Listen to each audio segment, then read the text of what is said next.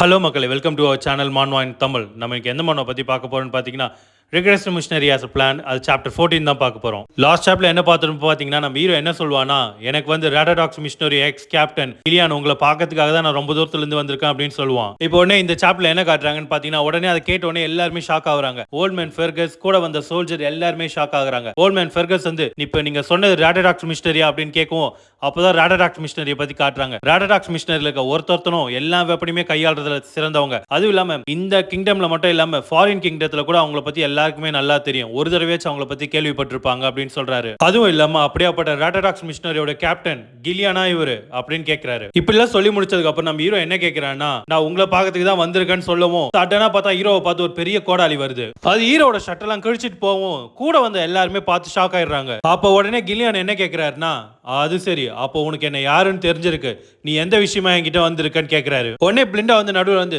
Young master நீங்க தள்ளி போங்க, அங்க இருக்கிறவருக்கு வந்து மைண்ட் சரியில்லைன்னு நினைக்கிறேன் அப்படின்னு சொல்றா. உடனே ஹீரோ வந்து எட்டர்னல் பனிஷ்மெண்ட்னு சொல்லவும் கிலியான் வந்து அதை கேட்ட உடனே ஷாக் ஆயிடுறாரு. ஹீரோ என்ன சொல்றானா, யாராலுமே சரி பண்ண முடியாத உன் பொண்ணோட பிரச்சனையை நான் கியூர் பண்றேன் அப்படின்னு சொல்றான். உடனே ஹீரோ என்ன சொல்றானா, இது இப்போ உனக்கு இன்ட்ரெஸ்டா இருக்கா இல்லையா அப்படின்னு கேட்கறான். அப்போதான் அந்த எக்ஸ்டர்னல் பனிஷ்மெண்ட்டை பத்தி நம்மளுக்கு சொல்றாங்க. அதோட சிம்டம்ஸ்லாம் எப்படி இருக்கும்னா, ஐ ஃபீவர், பிளட் வாமிட், அதுவும் இல்லாம ஸ்கின் ஃபுல்லாவே ரெட் கலர்ல மாறிடும். இந்த நோய் யாருக்கெல்லாம் வருதோ அவங்களாம் வாழ்நாள் முழுக்க கஷ்டப்பட்டு தான் இருப்பாங்க. ஒரு பிரிசனர் வந்து எப்படி டெய்லியுமே துடிச்சு இதுவானோ அந்த மாதிரி தான்.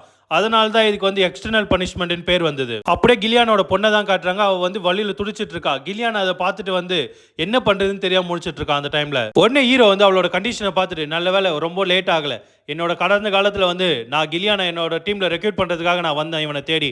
ஆனா அப்ப அவனோட பொண்ணு செத்ததுனால இவனும் மன உடைச்சலாகி சூசைட் பண்ணிட்டான். அது மட்டும் இல்லாம இந்த வீட்டோட கண்டிஷனை பார்க்கும்போது இந்த வீட்டுல எந்த ஒரு பொருளுமே இல்ல.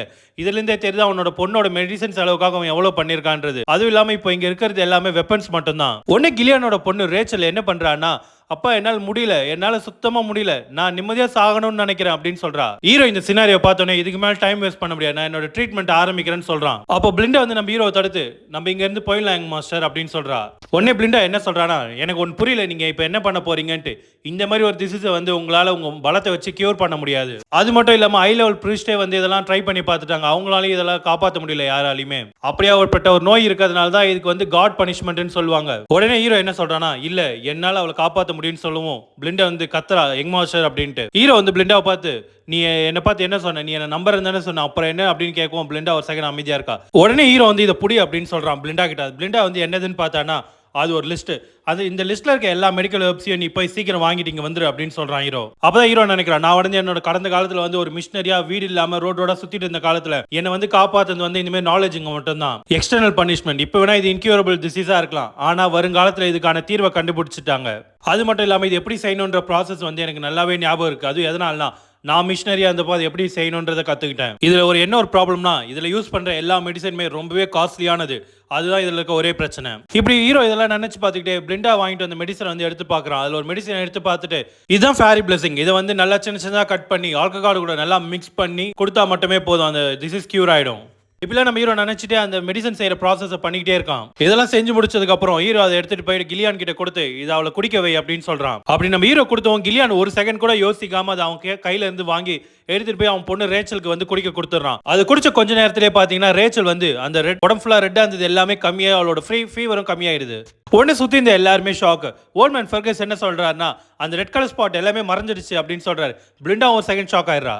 இதை பார்த்து கிலியானுக்கு ஒரே ஷாக். ரேச்சல் உனக்கு சரியாயிட்டு இருக்கு இந்த மெடிசன் மூலமா அப்படின்னு சொல்றாரு. உடனே ஹீரோ என்ன சொல்றானா, நான் நினைச்ச மாதிரி இது நல்லாவே வேலை செய்யுதுன்னு சொல்லுவோம். கிலியான் வந்து, உனக்கு எப்படி இது தெரியும், ஈவன் ஹை லெவல் பிரீஸ்டுங்களால கூட இது சரி பண்ண முடியல. அதான் ஹீரோ சொல்றான், பிரீஸ்டுங்க பண்றது எல்லாமே ரீஜெனரேட்டிவ். அதாவது எப்படின்னா, இப்போ ஒரு அடிப்பட்டா உன்னோட வைட்டாலிட்டி அது சரி பண்ணும், அந்த அடிப்பட்ட இடத்த சரி பண்ணும், அவ்வளவுதானே தவிர இது வந்து நோய் மருந்து மூலமா தான் சரி பண்ண முடியும், பிரீஸ்டுங்க மூலமா கிடையாது. அதுவும் இல்லாம பிரீஸ்டுங்க செய்யறதும் நான் செஞ்சதுக்கும் ஃபண்டமெண்டலே டிஃபரெண்ட். அதனால தான் ரேச்சலை காப்பாற்ற முடியுது. அப்போ உடனே கிலியான் வந்து ஹீரோட கையை பிடிச்சிட்டு, அப்போ என் பொண்ணு வந்து உண்மையிலேயே சரியாயிடுவாளான்னு கேட்கவும் ஹீரோ என்ன சொல்றனா, இன்னும் இதே மாதிரி இந்த மருந்துகளை சில மாசங்கள் கொடுத்தா மட்டுமே போதும், ரேச்சல் நல்லா ஆயிடுவா. உடனே கிலியான் இதை கேட்ட உடனே என்ன சொல்றான்னா, என் தலை வணங்கி நான் உங்ககிட்ட ஒன்று சொல்றேன், உங்களுக்கு ஏதோ என்கிட்ட இருந்து வேணும்ன்றது எனக்கு தெரியுது, ஆனா என்ன வேணும், அதனால தான் நீங்க இவ்வளவு தூரம் கண்டுபிடிச்சு என்ன வந்திருக்கீங்க. அதுவும் இல்லாம இப்போதைக்கு என்கிட்ட கடைசியா இருக்கிறது எதுக்கோ உதவாத என்னோட உடம்பு மட்டும்தான் அப்படின்னு கிலியான் சொல்றான்.